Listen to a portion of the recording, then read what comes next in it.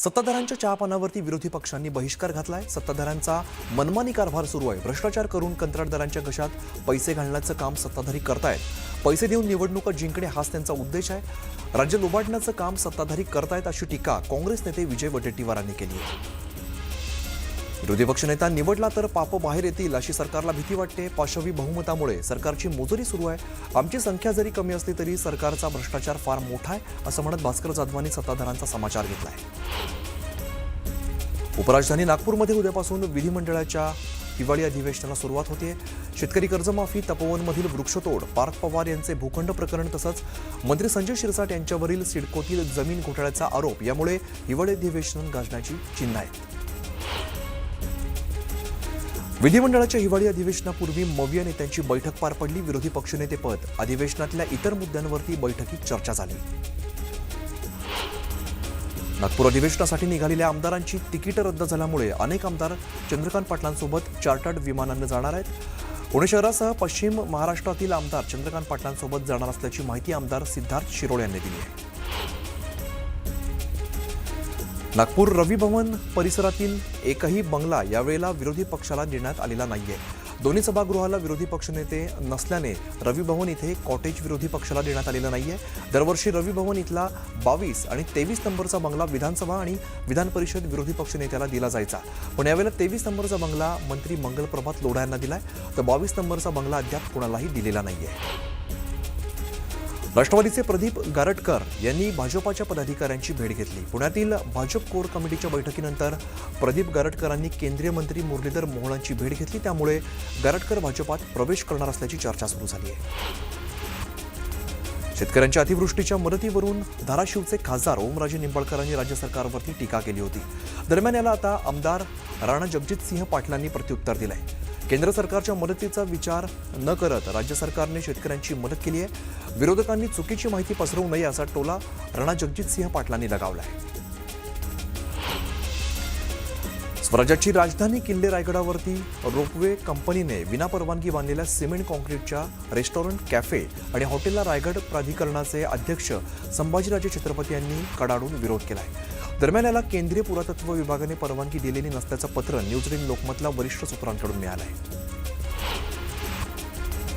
मालेगाव बॉम्बस्फोट प्रकरणातील सुप्रीम कोर्टाकडून दिलासा मिळालेला कर्नल प्रसाद पुरोहित यांनी विठ्ठलाचं दर्शन घेतलं। पंढरपुरातील हिंदुत्ववादी संघटनेकडून कर्नल प्रसाद पुरोहित यांचा सन्मान करण्यात आला आहे। महाराष्ट्राला देवेंद्र फडणवीसांनी विकसित राज्य केल्याचं प्रवीण दरेकरांनी म्हटलंय, तर विकसित राज्यामुळे विरोधक हतबल झाल्याचं म्हणत त्यांनी विरोधकांवरती टीका केली आहे।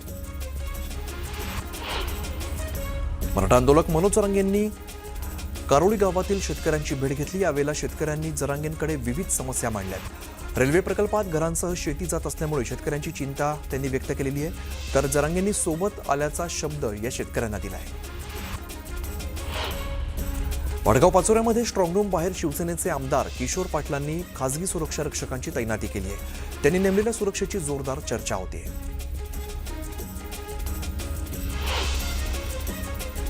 सोलापूरच्या बार्शी कृषी उत्पन्न बाजार समितीच्या निवडणुकीत 16 जागांसाठी मतदान होत आहे। 16 जागांसाठी 36 उमेदवार रिंगणात आहेत। दरम्यान कोणाचा विजय होणार हे पाहणं महत्त्वाचं असेल। ठाकरेंच्या शिवसेनेचे अकोला जिल्हा प्रमुख गोपाल दातकरांच्या अडचणीमध्ये वाढ झालेली आहे। त्यांच्यावरती दहीहंडा पोलीस ठाण्यामध्ये गुन्हा दाखल करण्यात आलेला आहे। गोपाल दातकर यांनी 2010 पासून 4,95,352 रुपये याचं पाणी चोरलं असल्याचा आरोप हिंगणी गावातील सरपंचांनी केला आहे।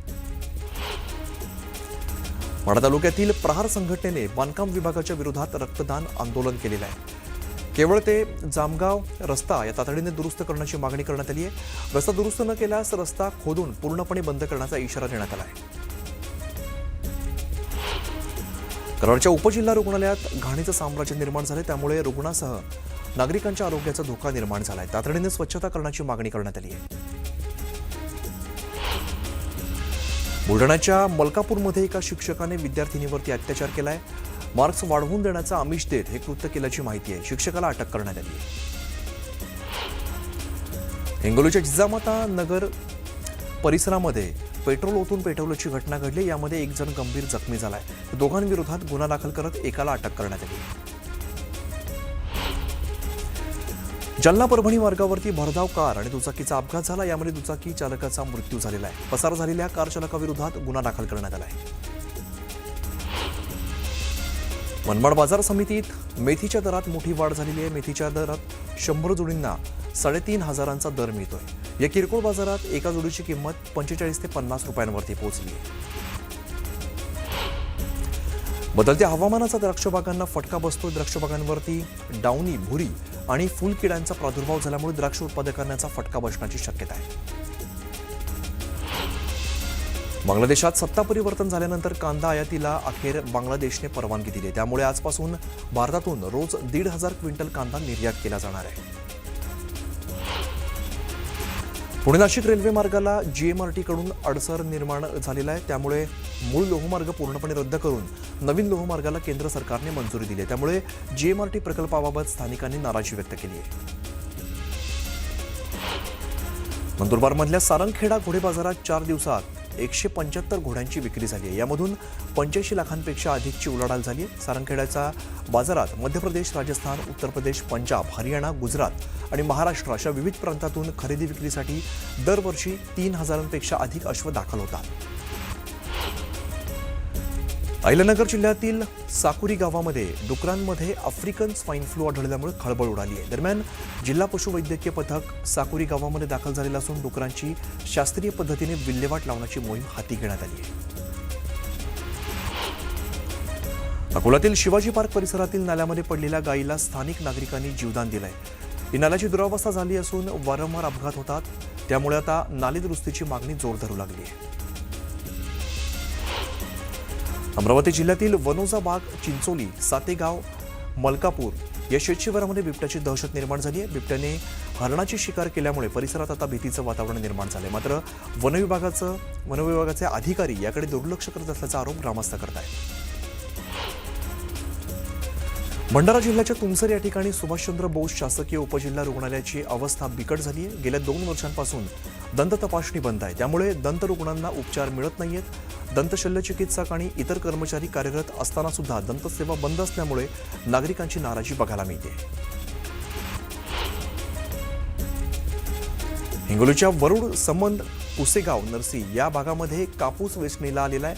मात्र मजूर मिळत नसल्यामुळे कापूस वेचणी रखडलेली आहे. एकीकडे मजूर मिळत नाहीये तर दुसरीकडे मजुरीत वाढ झाल्यामुळे शेतकरी आर्थिक संकटात सापडला आहे. भंडारा जिल्ह्यात रब्बी हंगामात मका पिकाचं क्षेत्र वाढलंय. सिंचन सुविधांचा अभाव कमी असल्यामुळे कमी पाण्यामध्ये येणाऱ्या मका पिकाला शेतकऱ्यांनी पसंती दिली आहे. 50% शेतकऱ्यांनी मक्याची लागवड केली आहे.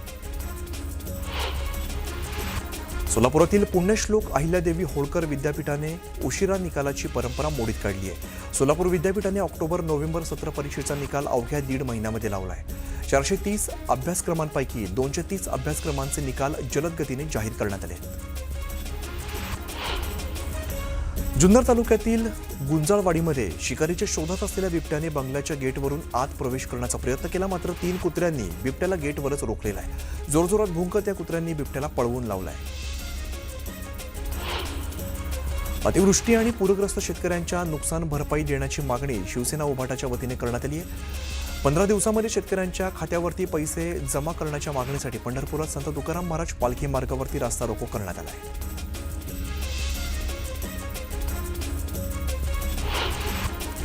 सोलापुरातल्या पांगरी गावामध्ये गायीच्या वासरांचा बळी दिल्यामुळे स्थानिक ग्रामस्थ आक्रमक झाले. 3 वासरांचा बळी देण्यात आला असून घटनास्थळी जमा होत ग्रामस्थांनी संताप व्यक्त केला. याबाबत कारवाई करत पोलीस ठाण्यामध्ये गुन्हा दाखल केला आहे. सांगली जिल्ह्यातील सौर ऊर्जा प्रकल्पासाठी गावातील गायरानामधील 19 एकर जमीन अधिग्रहण करण्यात आलेली आहे. दरम्यान संबंधित कंपनी आणि प्रशासनातील अधिकाऱ्यांनी संगनमताने ही जागा हडप केल्याचा आरोप ग्रामस्थांनी केला. त्यामुळे आता याला विरोध करत ग्रामस्थांनी आत्मदहनाचा इशारा दिला आहे. नाशिकमधील ऑर्केस्ट्रा असोसिएशनच्या वतीने तपोवनातील वृक्षतोडीला विरोध करण्यात आला आहे. वृक्षतोडी विरोधात पर्यावरणाचं गाणं आणि प्रभू श्रीरामाचं गाणं म्हणत आंदोलन करण्यात आलं आहे. चंद्रपूर जिल्ह्यातील कोरपना तालुक्यातल्या कुसुंबी, बांबेझरी या ठिकाणी असलेल्या माणिकगड सिमेंट कंपनीच्या चुनखडी खाण प्रकल्पाचं काम आदिवासी शेतकऱ्यांनी बंद पाडलं आहे. शेतजमिनीचा मोबदला मिळत नसल्यामुळे शेतकरी आक्रमक झाले. टीईटीची सक्तीच्या विरोधात छत्रपती संभाजीनगरमधील 6,272 शिक्षकांनी शाळा बंद आंदोलनात सहभाग घेत मोर्चा काढलाय. टीईटी सक्ती आणि इतर प्रलंबित मागण्यांसाठी शिक्षक आक्रमक झाले. अहिल्यानगर जिल्ह्यातील लोणी बुद्रुक या ठिकाणी पारंपरिकरित्या पुरुषांचा खेळ समजल्या जाणाऱ्या बैलगाडा शर्यतीत यंदा मुलींनीही सहभाग घेतलेला आहे. म्हसोबा महाराज यात्रेनिमित्ताने आयोजित करण्यात आलेल्या बैलगाडा शर्यतीत मुलींचा सहभाग हा लक्षवेधी ठरतो. बीडच्या योगेश क्षीरसागरने संगीत क्षेत्रात राष्ट्रीय स्तरावरती चमकदार कामगिरी केलेली आहे. राष्ट्रीय युवक महोत्सवात शास्त्रीय तालवाद्य मृदुंग कलेमध्ये योगेशने प्रथम क्रमांक पटकावला आहे. शिर्डी संस्थानकडून साईबाबांच्या पादुका दर्शन सोहळ्याचं आयोजन करण्यात आलेलं आहे. विदर्भ मिळत असलेल्या प्रतिसादानंतर उत्तर भारतात सुद्धा साईबाबांच्या पादुका दर्शन सोहळ्यासाठी भाविकांनी अलोट गर्दी केली आहे. अकलूजमध्ये नगर परिषद निवडणुकीनंतर नगराध्यक्षपदासाठी बुलेटची पैज लागलेली आहे.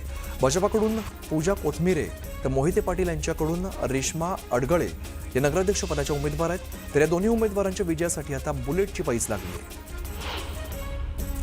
नाशिक जिल्ह्यातील मनमाड, येवला, चांदवड, नांदगाव आणि सटाणा या ठिकाणी स्ट्रॉंगरूम बाहेर पोलिसांचा बंदोबस्त तैनात करण्यात आला आहे. सोबतच उमेदवार आणि कार्यकर्ते सुद्धा कडाक्याच्या थंडीमध्ये स्ट्रॉंगरूम बाहेर खडा पहारा देत आहेत. नागपूर अधिवेशनासाठी निघालेल्या अनेक आमदारांची तिकीटं रद्द झालेली आहेत. इंडिगो विमान सेवेचा आमदारांना फटका बसलेला आहे. इंडिगो विमान कंपनीच्या अनेक विमान फेऱ्या रद्द झाल्यामुळे आमदारांची तिकीटं रद्द झाली आहेत. विमानसेवा विस्कळीत झाल्याचा फटका आम्हाला सुद्धा बसला असता आम्ही सुद्धा बाय रोड येणार होतो, मात्र सुदैवाने मुख्यमंत्र्यांच्या विमानात आम्हाला जागा मिळाली आणि आम्ही अधिवेशनासाठी पोहोचलो, अशी प्रतिक्रिया पंकजा मुंडेंनी दिली आहे. देशभरातील विमानतळांवरती इंडिगोच्या उड्डाणांना होणारा विलंब आणि विमान रद्द करण्याबाबत केंद्र सरकारने कडक भूमिका घेतली आहे. अधिवेशना परिस्थितीत सुधारणा झाली असली तरी विमानं अजून सुद्धा रद्द होत आहेत आणि आज सकाळी हैदराबादमध्ये 115, मुंबईमध्ये 8 आणि चंदीगडमधून 3 विमानं रद्द झाली आहेत. सरकारच्या दणक्यानंतर इंडिगोने मोठं पाऊल उचललंय. आता इंडिगो रद्द केलेल्या तिकिटांचे पैसे तातडीने परत करणार आहे. तसंच इंडिगोकडून तिकीट रद्द केल्याबद्दल आणि रिस्केड्युलिंगबाबत कोणतेही प्रश्न विचारण्यात येणार नाहीत. तिकीट रद्द केल्याचा पूर्ण परतावा इंडिगोकडून देण्यात येणार आहे. इंडिगोची काल 800हून अधिक उड्डाणं रद्द झालेली आहेत, त्यामुळे प्रवाशांची मोठी गैरसोय झाली आहे. इंडिगोने आधीच 2000हून अधिक उड्डाणं रद्द केली आहेत.